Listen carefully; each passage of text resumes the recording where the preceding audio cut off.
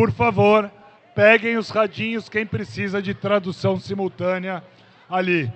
Quem está na área open precisa entrar na arena se quiser tradução simultânea, ok?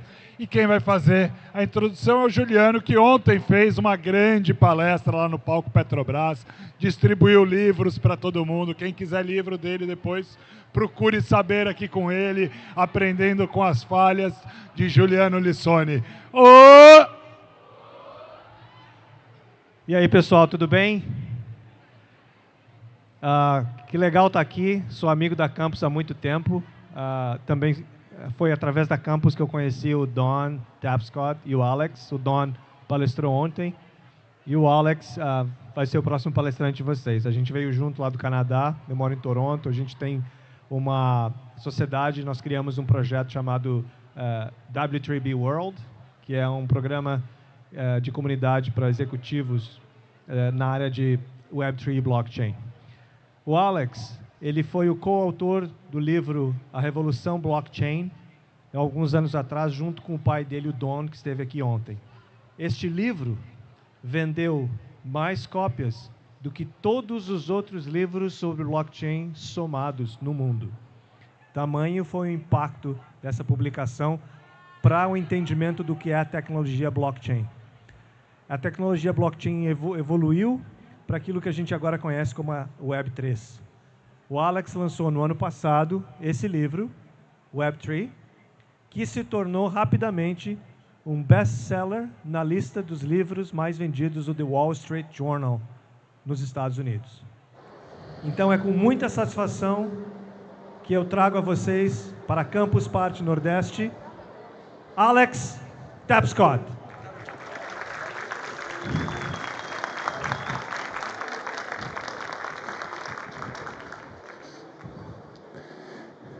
Thank you. Cool. Thank you, Juliana. Boa tarde, tardes. Estou muito feliz de estar aqui. Thank you very much. Thank you very much.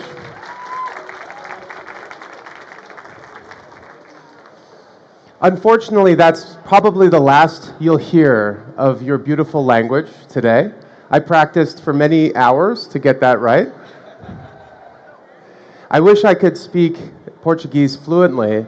It's one of my big regrets actually in life, because my mother is from Portugal. She was born there and she moved to Canada when she was a kid, but I never learned the language. So maybe one of you can teach me someday. So I'm delighted to be here with you all. This is an incredible event hosted by a terrific organization. I hadn't really appreciated when I came down just how big Campus Party is and how important it is for Brazil's youth. It's something that inspires me, and I look forward to the future together with you all. So before we get going, I wanted to just share something with you, which is that in the introduction, Giuliano told you that I'm the author of a new book, Web3. I'm very pleased to tell you all that I have 3 copies that I brought all the way from Canada, and I want to give them to you. But I need you to do something for me. I need you to take a photo of this event today, of my speech, and post it on LinkedIn or Twitter, if you can access Twitter here. I'm not saying you should use a VPN, but you can use a VPN. No. The best post, best photograph, best caption is going to get a free copy of the book signed by me. Now, there may be a lot of people who don't receive a book, but if you buy the Portuguese version of the book, which is coming out in a couple of months, and post something on LinkedIn, I will share it with my community of 50,000 people that follow me on LinkedIn. Okay, let's get into it. So, this is a very, very exciting time in human history, and it's a very exciting time to be a young person looking to the future. Every once in a while, a new technology emerges that transforms the economy, the world of business, culture, society, in some pretty profound and important ways. We saw it recently with the rise of the internet. And before that, the PC, and before that, the transistor, the computer, all the way back to electricity, the steam engine, and the printing press, hundreds of years ago. And now we're in this very interesting moment in human history where there isn't one technology emerging, but four. And they're all emerging at the exact same time. Each of these technologies has the potential to be as impactful as any that have come before. The first of these technologies is a thing called blockchain. Who's heard of the word blockchain? That's what I like to see. Young people know about these things. So, blockchains are the technology behind tokens and other digital assets like Bitcoin. But you can best think of them as the first digital medium for value. Basically a way for people and businesses and institutions to be able to use the web as a way to move assets peer-to-peer. In the same way that the first era of the web allowed people to move information peer-to-peer. The second of these technologies is AI, artificial intelligence. AI is reimagining what we think computers can do. Before, computers were used as a device to retrieve information, to process information, to communicate. And now with AI, computers are becoming devices that can think, that can plan, that can have knowledge, that can reason, and do tasks. Tasks that previously we thought only people could do. The third of these technologies is IoT, which is a term for the Internet of Things. Now, I'm not talking about smartwatches, though those are interesting, or devices in your home to manage the temperature. I'm talking about devices that are autonomous, devices that can think, and, because of blockchains, devices that can do transactions. Machines that are able to reason and act independently as economic agents. And the fourth of these technologies is extended reality. For 30 years, we've accessed the internet using a 2D way, so smartphones, and before that, computers. But every so often, the way we access technology changes. The iPhone is older than many people in the audience. The first iPhone was released in 2007, so it's almost 20 years old. And every 2 decades, we get an update in how we access the world of technology. Many people believe that that new way is going to be with extended reality, virtual reality, and augmented reality. We'll see.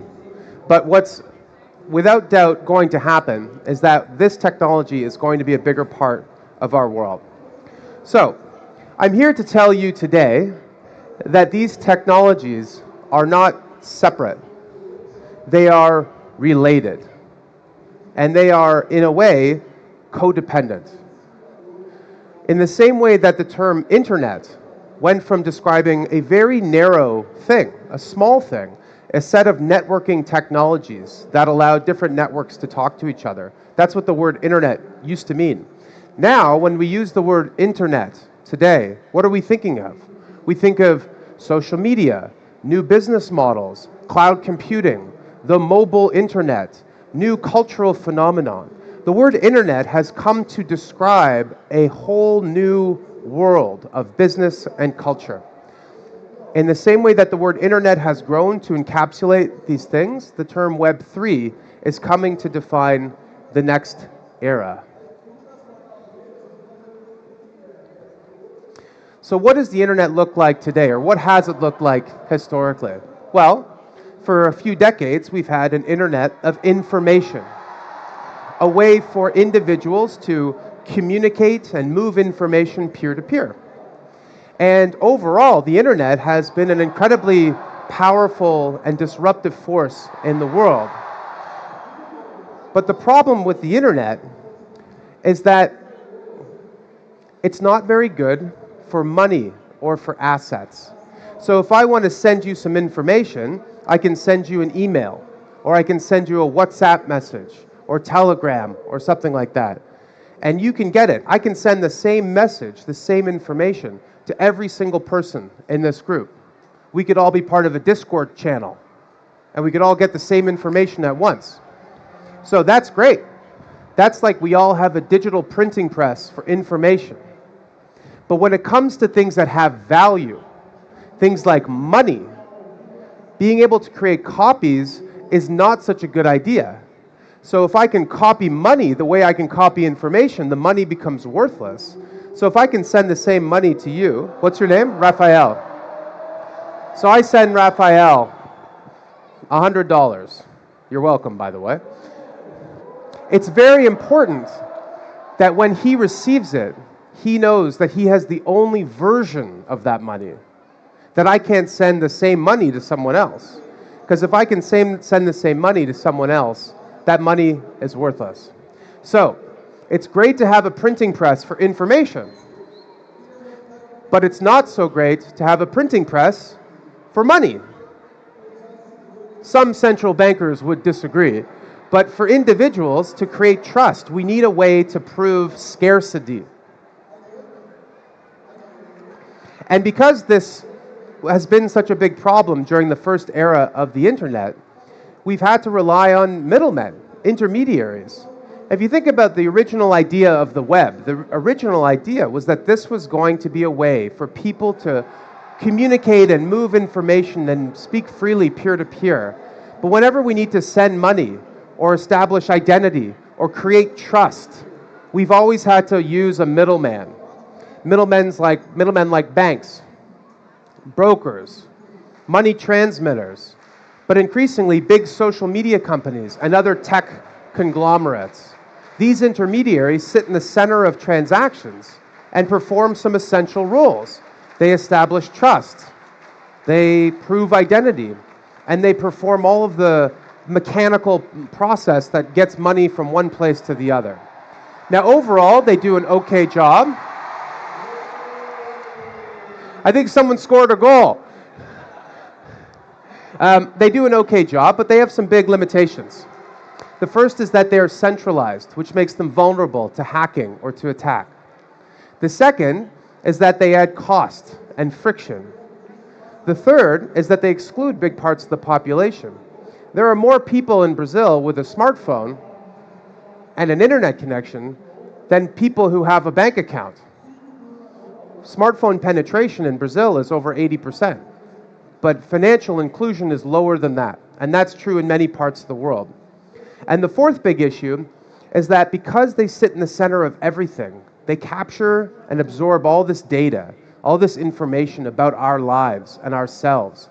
And that's a big problem, because it means we can't control that data, we can't make money from it, and, of course, it can end up in the wrong hands. So what if the internet was entering a new era? From an internet of information to an internet of value. Well, in 2009, an anonymous person named Satoshi Nakamoto created a thing called Bitcoin. Who's heard of Bitcoin here? I'm just kidding, everyone's heard of it. So Bitcoin today is $1 trillion asset. It's used by millions of people around the world. It's held in investment accounts in the United States and Canada, all around the world. And it has shaken the windows and rattled the walls of big banks and other institutions. But for all this hoopla, Bitcoin was designed to do one thing. It was designed to solve the double spend problem. How do you ensure that when you move value over the internet from one person to another, that you can't send the same thing to someone else? How do you ensure there isn't a digital trail of breadcrumbs? And the most amazing thing about Bitcoin was that it worked. It worked. There had been previous attempts to try and create digital money. Bill Gates, probably heard of him, the founder of Microsoft. He wrote in a book in 1995 about how there should be a need for internet native money. Elon Musk, heard of him? Elon Musk, the predecessor to PayPal, was the original X.com. And the first idea they had was to create money, digital money for the web. But none of these very smart people could solve this problem. So Bitcoin worked. And it worked because of this innovation called a blockchain. A blockchain is basically a ledger. But instead of sitting inside of one company or bank, it is distributed across a network. Everyone can see what's inside of this ledger, what transactions have happened, who owns what, and so forth. And everyone can trust that the information is accurate. But no single entity can change that information. The only way it can change is if the whole network basically agrees. If everyone reaches a consensus. And once that consensus is reached, a new block gets added to this chain, and new transactions go into its ledger. If anybody were to try and hack that database to do the same transaction twice, they wouldn't just be hacking into one computer system in a bank. They would have to hack into every single computer attached to this network and take over a computing resource that's bigger, most people estimate, than any other in human history. And they'd have to do it all in a few seconds or minutes. Because if they didn't, a new block would get added, and then they'd have to start all over again. So, are blockchains like the Bitcoin blockchain unhackable? No. If I say they're unhackable today, they'll get hacked tomorrow. But they are by far the best way that we've discovered to secure and move value over the web. That was the basis for the book that I wrote with my dad, Don Tapscott. Who was here yesterday for Don's speech? Quite a few of you. Okay, so you've heard some of this before.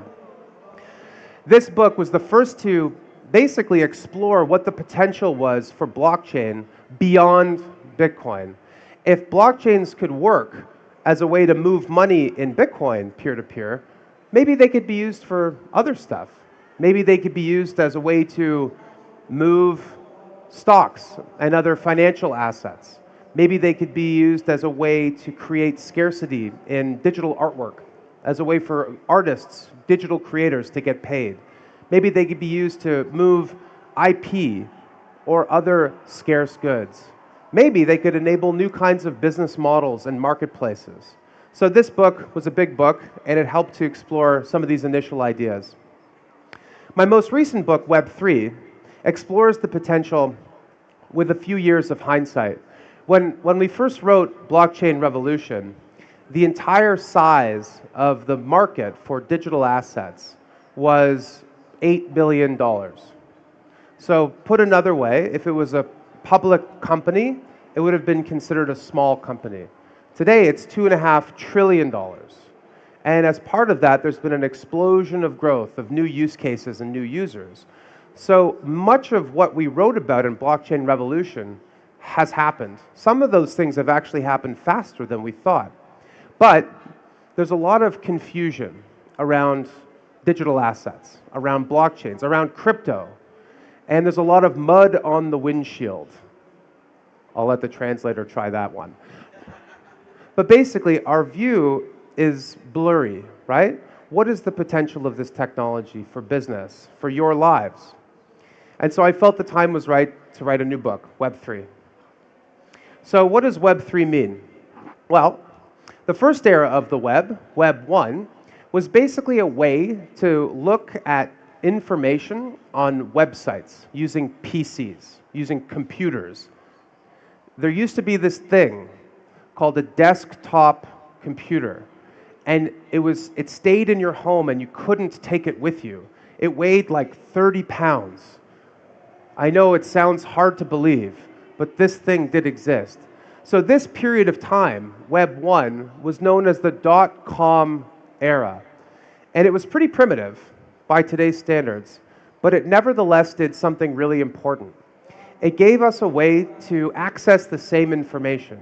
So if you were a student in Recife, or you were a business person in Toronto, or a journalist in Switzerland, you could type in the same URL and get the same information.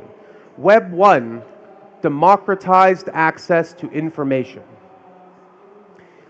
During the 2000s, some new technologies emerged which helped to usher in a new era of the web, Web 2.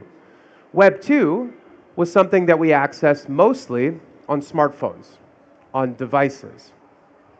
And instead of going to the web to consume information, we went to the web to publish information. So every time you upload a photograph to Instagram or write something on LinkedIn or put something on Twitter or x.com, you are a publisher. You may not think of it that way, but the most important asset class of Web 2 was user-generated content or data. Now, Web 2 was great in a lot of ways. It helped to give access to the internet to billions of people. It gave everyone an opportunity to share their voice, so long as the government permitted it in their country. But one of the bad outcomes was that all of this data, all of this information that you create online, you don't get to keep it. It's not yours to own or control. It's owned by the platform, and they decide how it gets used, and they're the ones who are able to make money from it. So today, some of the biggest companies in the world, companies like Google, companies like Facebook, Amazon, even Apple, big tech companies, they are built on an empire, a mountain of user data. And what happened in Web 2 was that advertising basically became the business model for the internet. It's a cliche, but it's true. If you're not paying for the product, you are the product. And that's what happened to users online. So now, the web, and with it the internet, are entering a new era, Web 3. If Web 1 democratized access to information, and Web 2 democratized publishing, gave everybody a way to say what they wanted to say, Web 3 democratizes ownership. It gives us a way to finally express ownership online. Ownership of our digital goods and ownership of our digital selves. And that, more than anything, is going to completely transform the world as we know it. The impact today is now beginning to be felt, but it is getting larger and larger.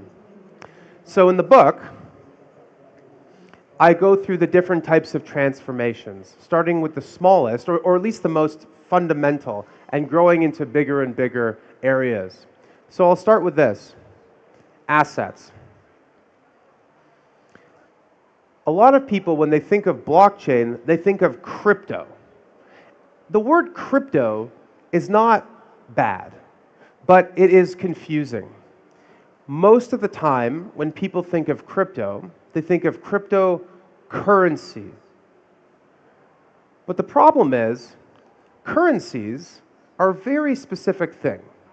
A currency is meant to be a store of value, a medium of exchange, so a way to pay for stuff, and a unit of account. That basically just means that things are priced in currencies.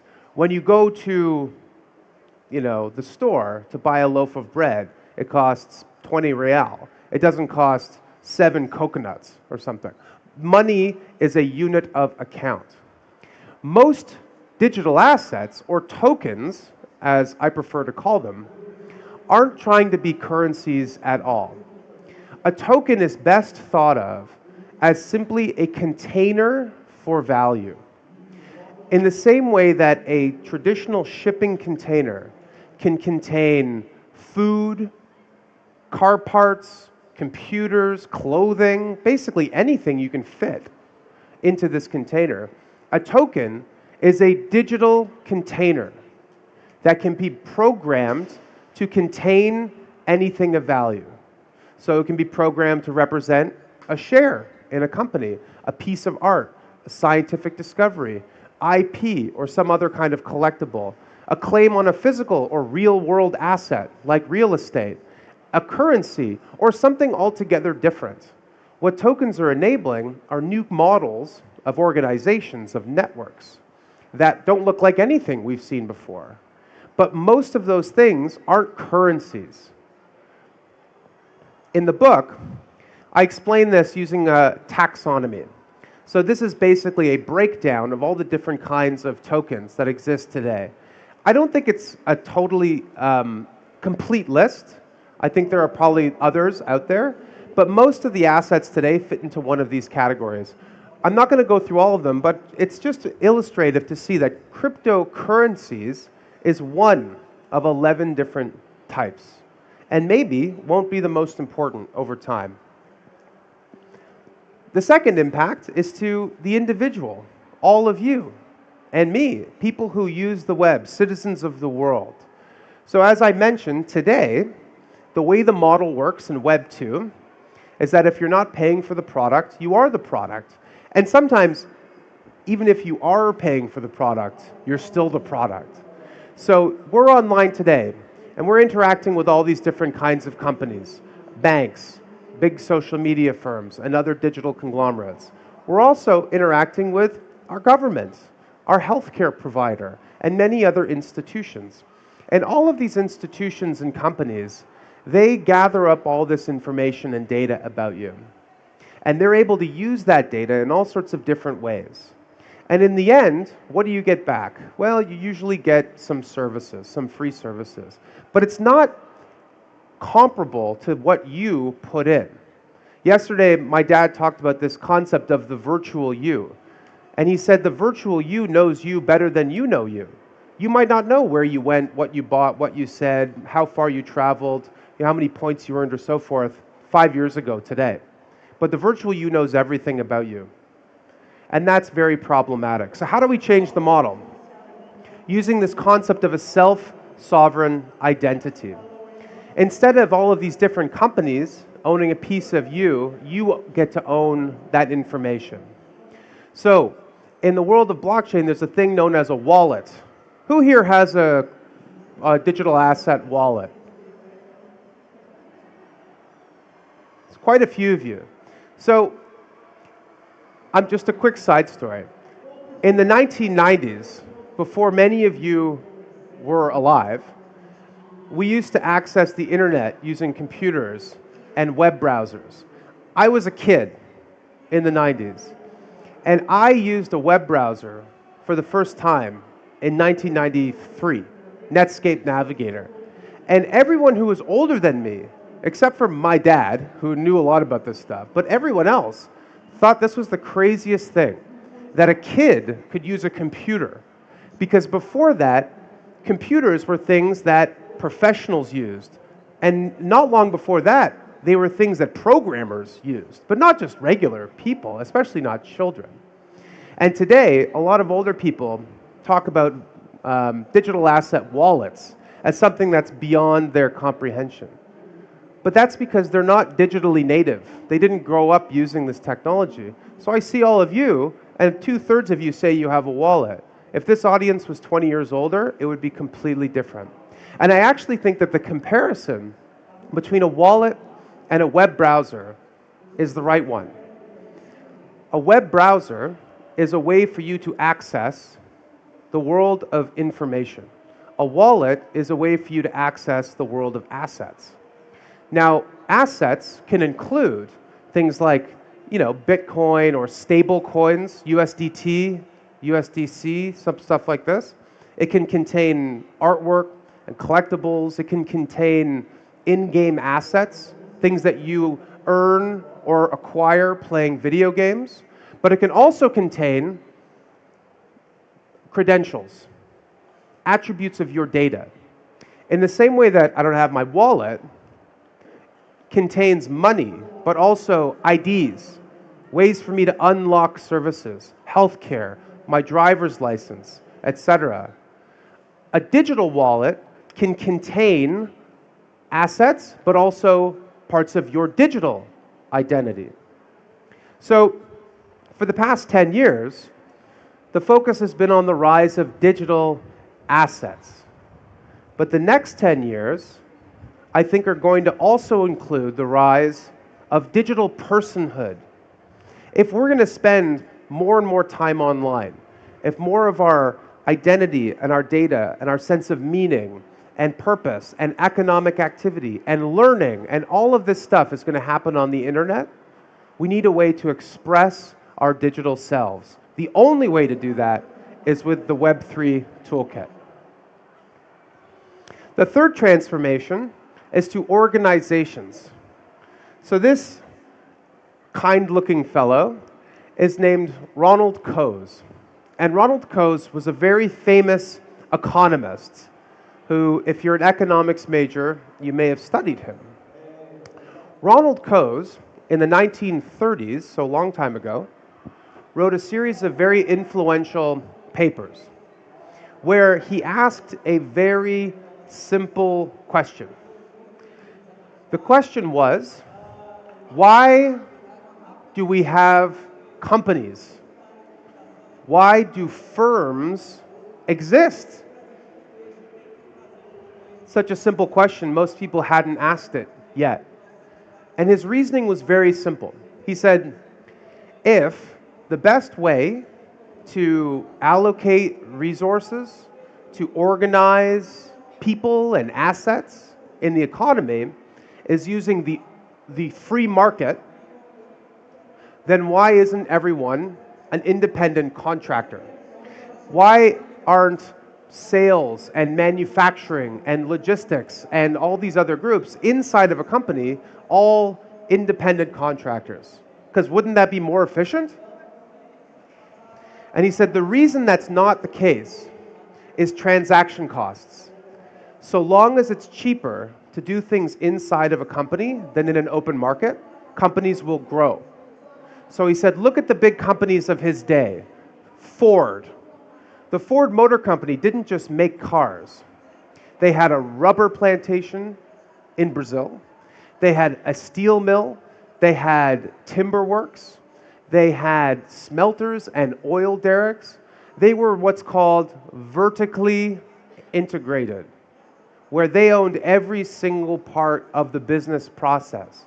Because Henry Ford understood at the time that it was cheaper and more efficient to do things inside of a company than in a marketplace.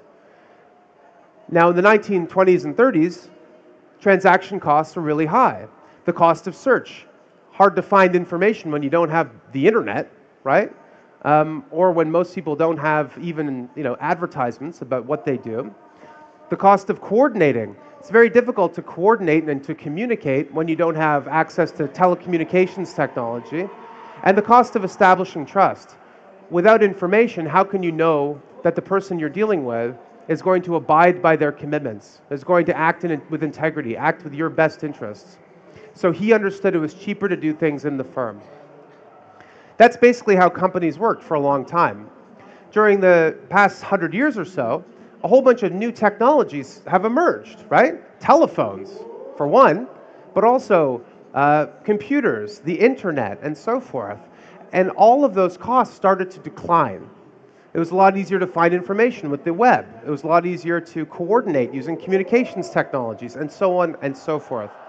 So companies started to look less like vertically integrated firms and more like business webs. So what is the closest comparison to the Ford Motor Company today? I would say probably Apple, right? It's a big company, it makes stuff, everybody uses it, right? Most people use it in some form or another. Apple doesn't make phones. They have 250 suppliers spread all around the world that do all the work for them. It's cheaper for Apple and more efficient for them to focus on what they do best, designing phones, marketing products, and outsource the rest to everybody else, right? And that's all because of transaction costs have gone down over time. Henry Ford could not have made Model Ts in Vietnam 100 years ago, but Apple can make smartphones there today. So technology tools have changed the nature of the firm. And now we have a new toolkit, the Web3 toolkit, which I think is going to have an even greater impact on companies than anything that's come before. So who's heard of this thing called a DAO, D-A-O?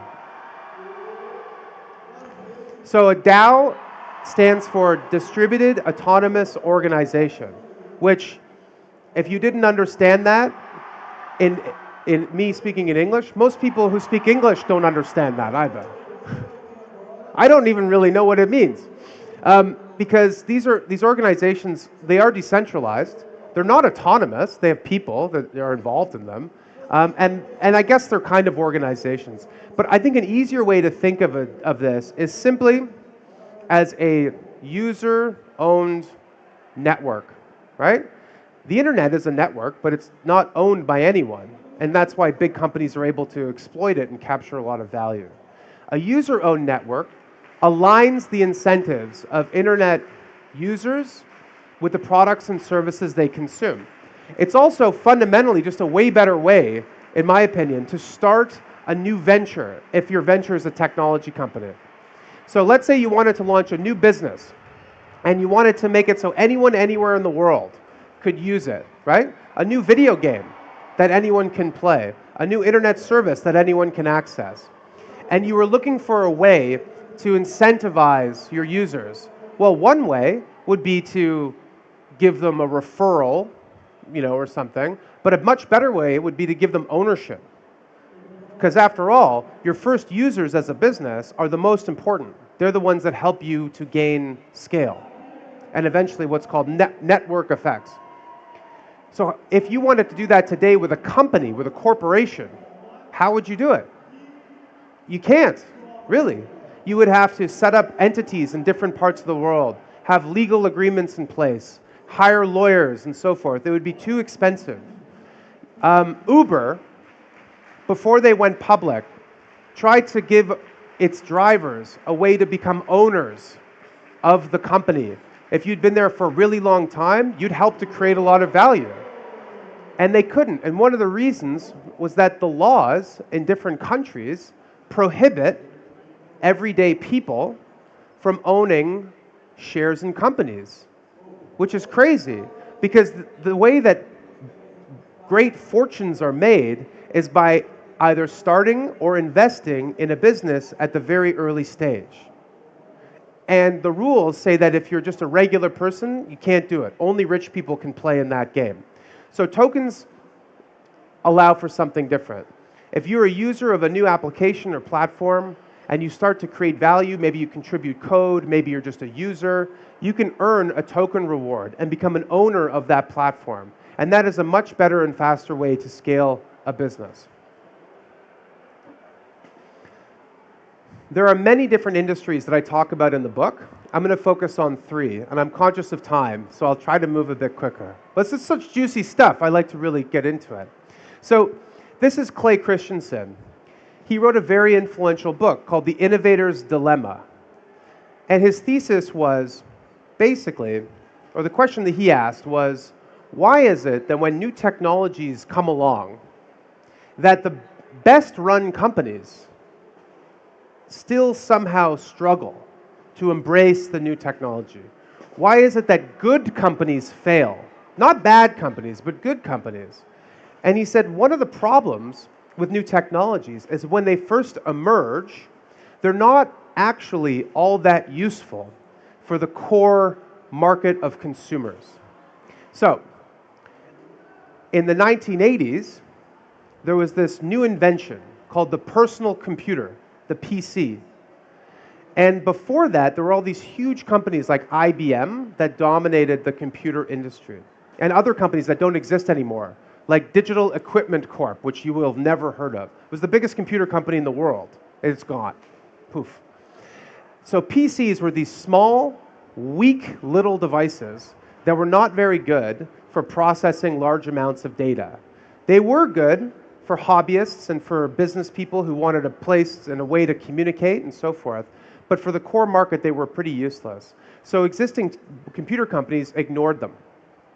But what happened during the 80s was not only that the computers got better, the PCs, which they did, but that the whole paradigm for what a computer is changed.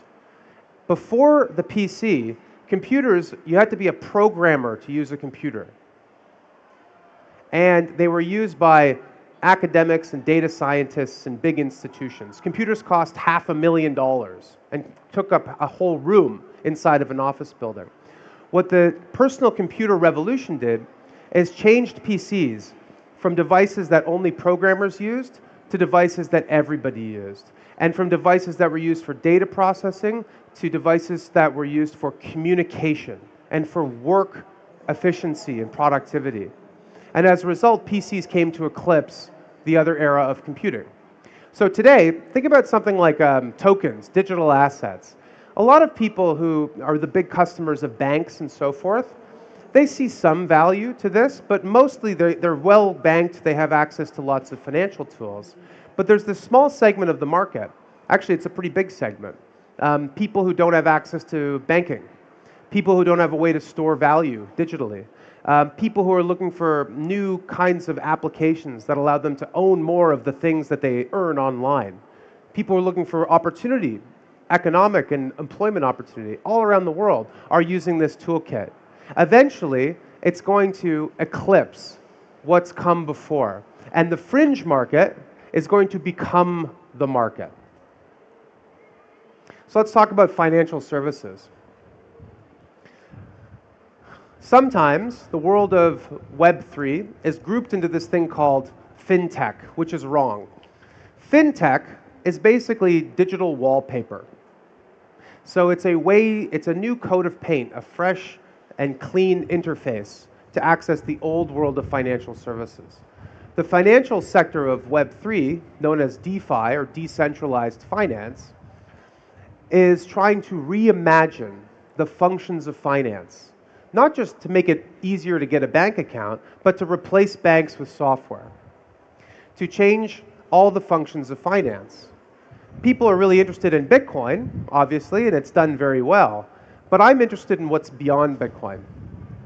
How can we use Web3 to replace financial institutions with software?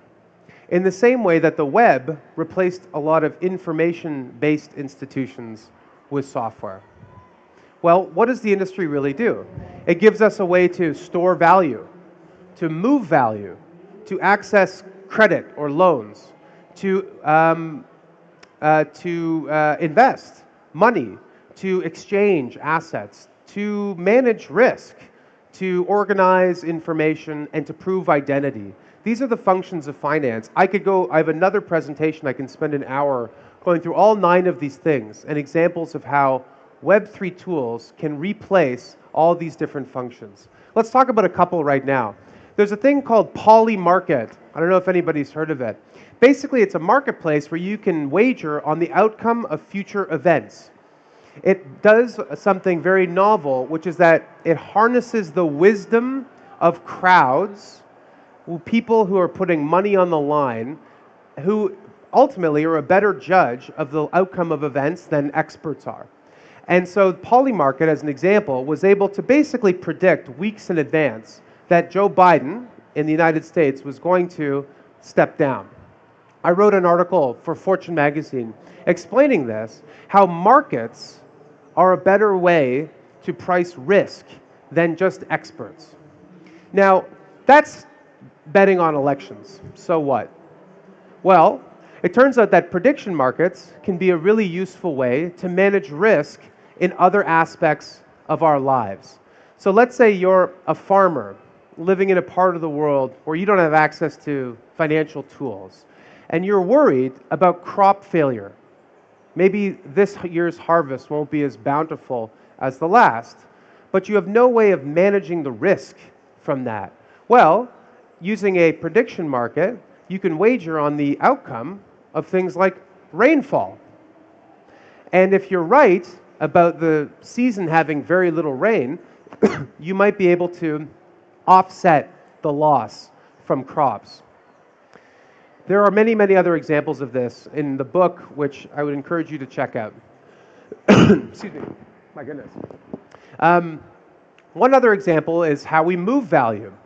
So stable coins, who's heard of stable coins here? USDT, Tether? Yeah, a few people? Okay. So basically, a stable coin is a token that is a container for dollars, for US dollars most of the time. And it allows anyone, anywhere in the world, to move and store value in dollars. Now, for many people in the world, that is a really useful thing because access to dollars is in short supply in a lot of places. Partly, that's because of government controls, like in Venezuela and Argentina and places where the government imposes capital controls. And other times, it's just due to lack of access to financial tools and bank accounts. So stablecoins have become this incredibly popular tool. Last year, stablecoins did more volume than the Visa network. So they're already quite significant. And even though the broader digital asset market is still recovering from its all-time high, stablecoin values are already at an all-time high. Another thing is how we exchange value. So today, the way we exchange value in assets, financial assets, and so forth, is using exchanges like the Bolsa in Sao Paulo, or the Nasdaq, or the TSX, Toronto Stock Exchange. And in this model, there's an intermediary that manages the flow of assets between parties. But what blockchains enable is a thing called a smart contract. Basically, a smart contract is a piece of code that can move assets between people. And smart contracts are now beginning to replace centralized exchanges in the world of tokens. So today, decentralized exchanges now account for over 15% of all the trading. And there's no company in the middle. It's individuals putting assets into pieces of software that can execute transactions peer-to-peer. And that's something that, if it works for tokens, can work for every other asset in the economy. Another big industry is IoT, what I mentioned at the outset, physical infrastructure. So in a world where there are billions or trillions of machines, devices that are transacting, that are creating trust, that are doing business, that are moving people around, that are acting on behalf of companies, all peer-to-peer, we need a way for them to actually do that, right? They're not going to be able to use the Visa network or MasterCard or banks or something. We need an internet-native way for devices to communicate with each other peer-to-peer. The Internet of Things needs a ledger of things. So in the book, I talk about this thing called decentralized physical infrastructure, which is basically a way to use the power of token incentives to harness physical assets, internet hotspots, or GPUs, computers, and so forth. And right now, the world of decentralized physical infrastructure has exploded. There are hundreds of different projects all around the world. DePIN is useful for a lot of reasons. It creates more choice, it wrestles power away from centralized intermediaries, and it adds excess capacity to the networks that we need in order to support new applications like artificial intelligence. Speaking of artificial intelligence, whoops. Oh, we're going backwards. Oh, here we go. Sorry. So this is Alan Turing. Well, actually, this isn't Alan Turing. If you look down here, it says text prompt.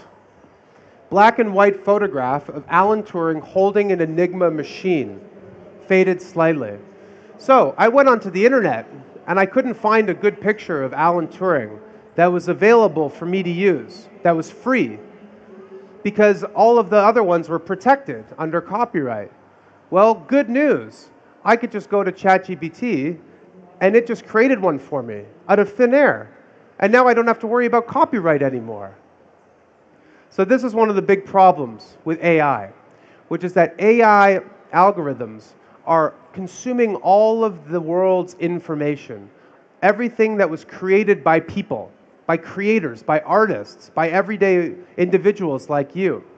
And it's using all of this data to train algorithms. And then it is selling that service to people. So basically, it's Web 2 on steroids.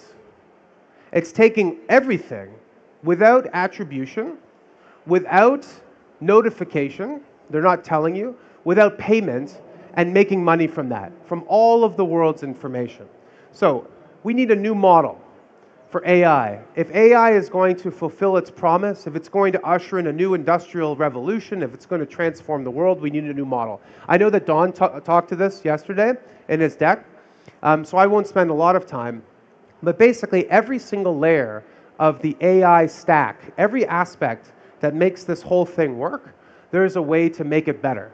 So the underlying infrastructure, instead of relying on 3 or 4 humongous companies that provide all the world's computers, cloud providers like Amazon, we should have more options, decentralized options. If these models are going to scale and become very important, we need new open models for governance. Right now, the only thing open about OpenAI is the name. There's nothing open about OpenAI. Everything is happening behind closed doors, and that's very concerning. We need to have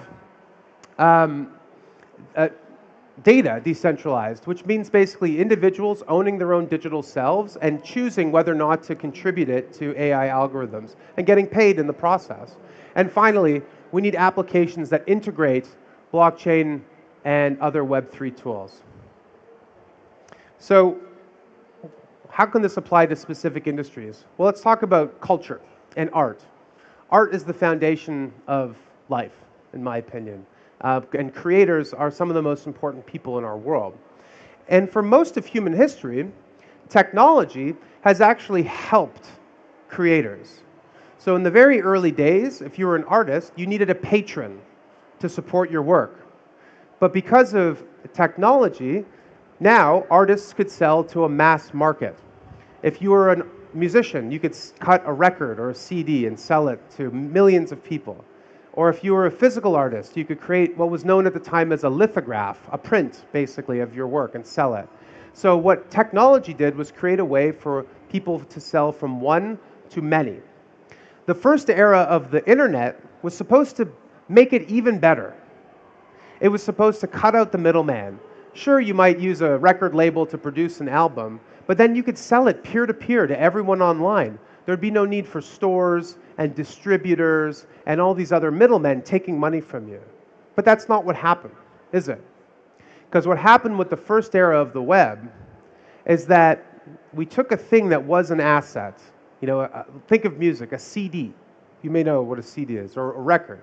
And we turned it into a free commodity.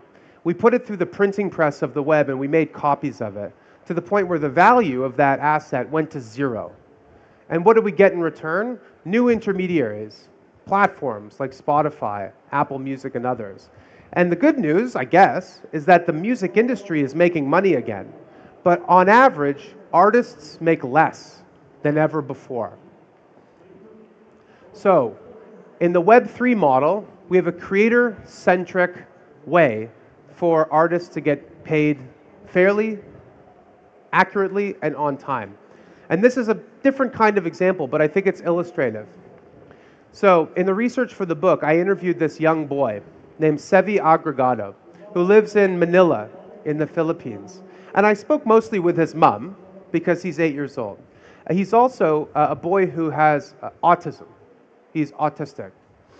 And like a lot of other families all around the world, Sevi's parents put him into some programs to help with his autism. Art therapy, sports, gymnastics, things like this to help him with his recovery or with his debilitation. And unfortunately, like a lot of families, they couldn't afford everything. So they had to choose one. And they asked Sevi, what do you want to do? And he said, I want to do art. So Sevi, working with an art teacher, started to create some works of original art. Now he's just an 8-year-old. He's 9 years old. He's 10 years old today, but he was 8 at the time. And what his mom started to do was put some of this art on Facebook. So she could share, images. Look what my son has done. Isn't this sort of neat? He's very proud of it. And to her surprise, a lot of people came out and said, you know, this is really great. And not only that, like, we'd love to help support you, to support Sevi and maybe to buy a piece of art. And she didn't want to do that. And Sevi didn't want to do that either, because this art was important to him. He wanted to keep it in his home. Then one of her friends told her about a thing called an NFT. And her reaction was, what's an NFT? I think a lot of people feel that way. And she said, well, an NFT is basically a way for you to create a verifiable digital version of the piece of art that you've created.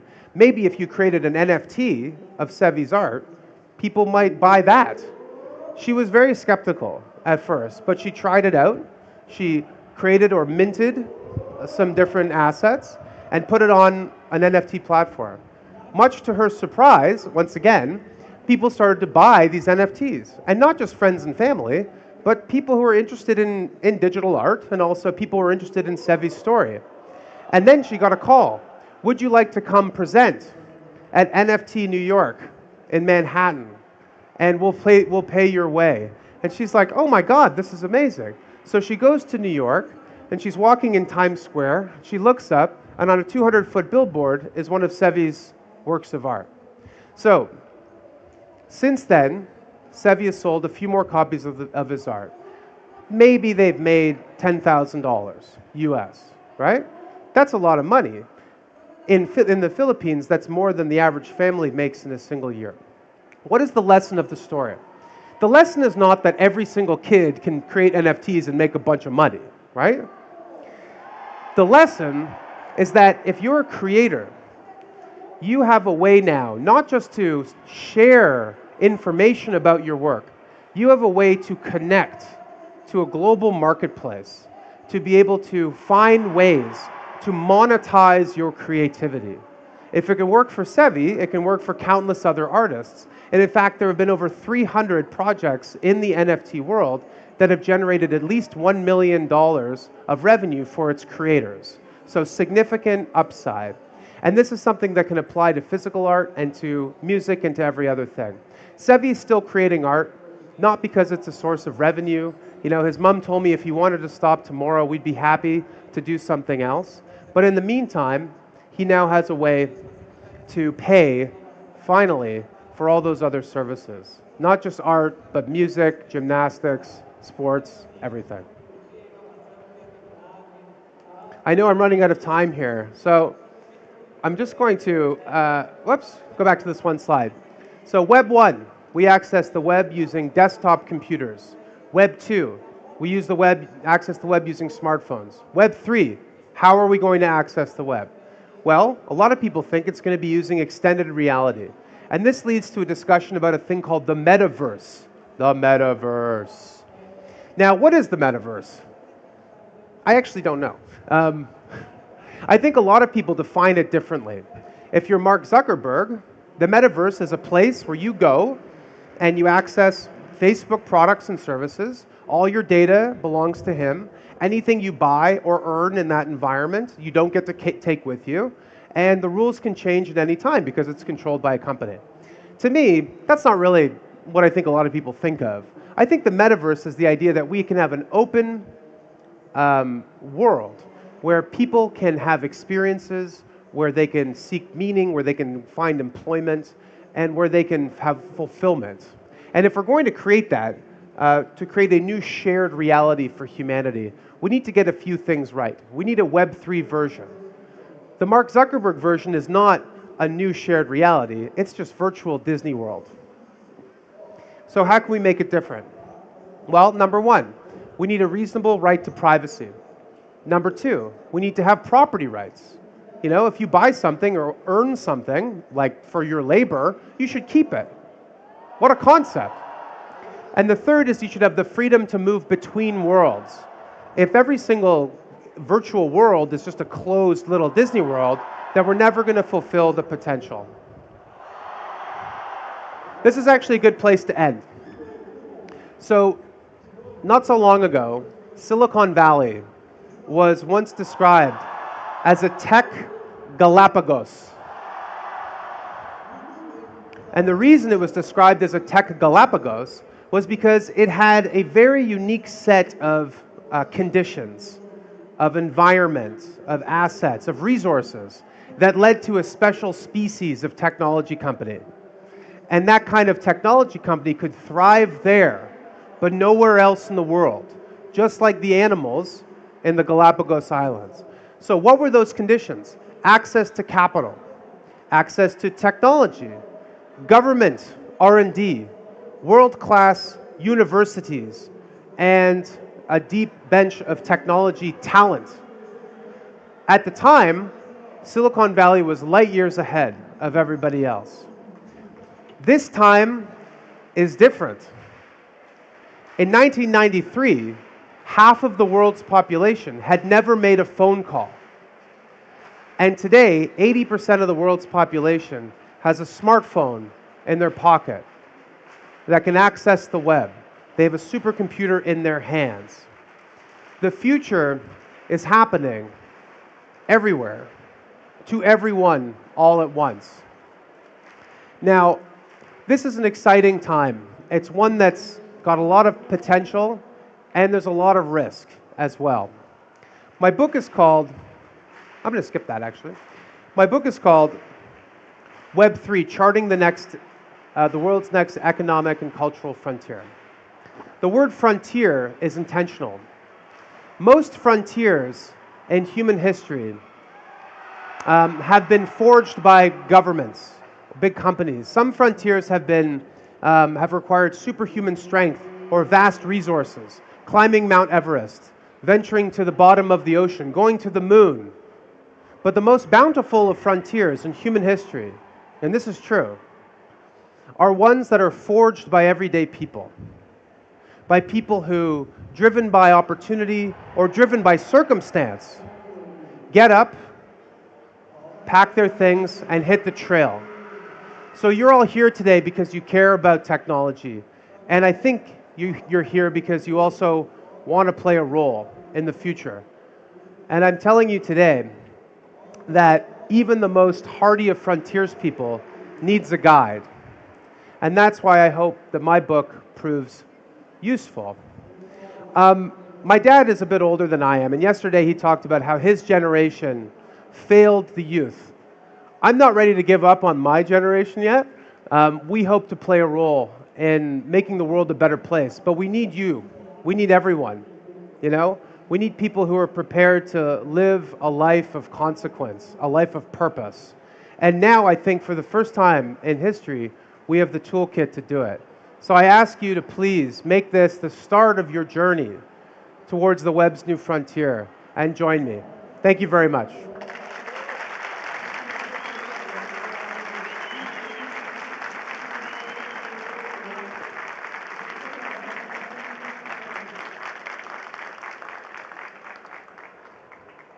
And now I think we're going to do a meet and greet, right?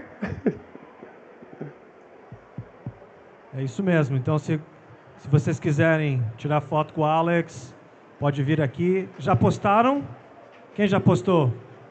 Vocês marcaram o Alex na postagem? Então, vou ter... Can you open your LinkedIn so I can start looking at it? Yes. I have one more thing to say, which I forgot to say. Vocês são o futuro. Woo! Before we go to start the organization wants to do a little film with you, answer a few questions, all right? It's going to be